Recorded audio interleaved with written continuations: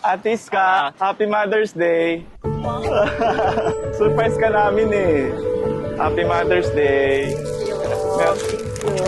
Nagulat ka, Ate Ska?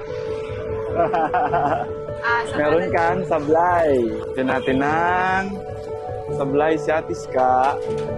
Parang Miss Universe ah.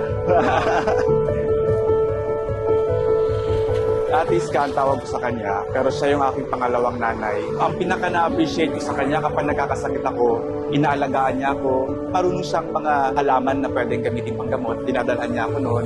Inaalagaan niya ako. Hindi ko inaasahan na darating kayo. Masaya ako. Nabigyan ninyo ako ng ganito. Lalong-lalo na nagsama-sama tayo ngayon sa ilang oras lang.